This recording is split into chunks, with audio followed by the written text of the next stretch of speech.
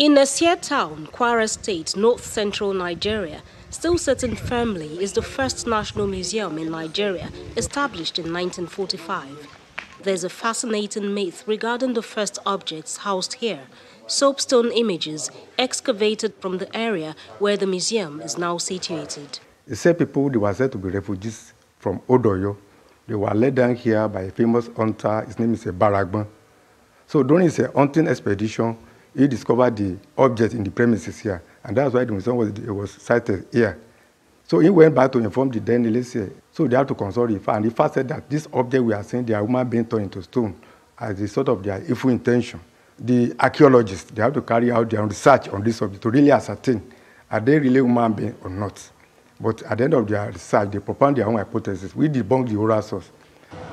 Tenaciously standing in Kano State is the Gidama Kama Museum. The building itself, a national monument said to have been built in the 15th century, houses the Gidama Kama Museum, which has among its collections in its about 12 galleries, historic objects from the pre-colonial, colonial and post-colonial eras. The youth now, if there's no good publicity, so they don't know even about their culture, they don't know. All what they have been seeing now is this modern buildings, mansion, this thing. That's what is attracting their attention.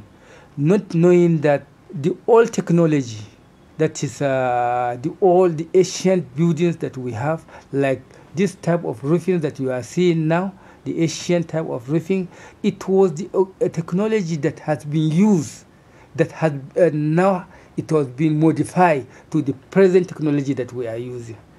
Kaduna National Museum, established in 1975, has among items on display archaeological and ethnographic artifacts.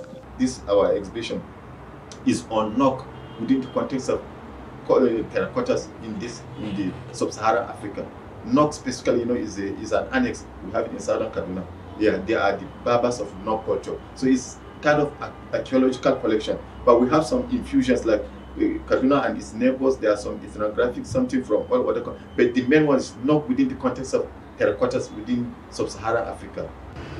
In Benin City, the Edo State capital, the original home of the Benin bronzes, a trilogy of timeline for beginnings is what the National Museum here is said to have. 1947, when Oba Kenzwa II is said to have released a royal collection to form a museum of sorts. 1960, when the National Museum was established, and 1973, when this building was set up. The museum has over time held exhibitions and has had progress. It prides itself on how well it has handled its collections. We ensure that the temperature is not too high. We ensure that the relative humidity also is controlled. We ensure also that anywhere we see any cracks on our walls through which pests and rodents can come in to come and damage our objects, we control them. We control the lighting also, so they don't damage our objects in the long run. Just as when we are remembering. While the curators in these museums believe the facilities have fared well over time, they note some areas for improvement. The museum is catered for everybody in the society. So we experience more patronage, and indirectly it will increase revenue.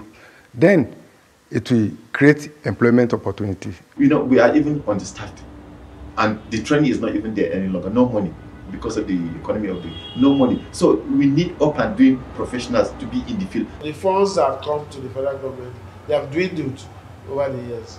So MDs are supposed to see what they can do, generate funds to support the programs that we do. That's not saying the federal government still don't support us. They still give us capital budget, they still give us overhead, the sense of overhead, but not enough to take care of everything.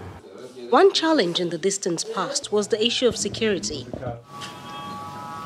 The Director General of the National Commission for Museums and Monuments explains that staff are trained on ethics in addition to other measures to keep the valuables safe. We have put in place some measures to secure our objects and also to guarantee that all objects that are repatriated to Nigeria, especially the Benin bronzes, will be secured. Patronage is said to have been low. the Commission has a plan to turn that around. We are now looking at improving the museum environment. That is one thing, but that's not enough, because most of our youth nowadays are so much attached to their telephones and other devices. So therefore, we need to see how we can take them away from that, but that's very difficult. So therefore, we want to use the opportunity of digitizing our objects so that we will now provide digital platforms for them to access and interact and engage with our objects. And by doing that, they will be attracted to the museums to come and see the real objects. The Commission emphasizes that even with limited resources, steps are being taken to ensure the continuous training of staff, as well as increased publicity of its exhibitions and activities, as it encourages citizens to stay in touch with their cultural patrimony through the doors the national museums open into their past. Jessica Olubuse, Channels Television News.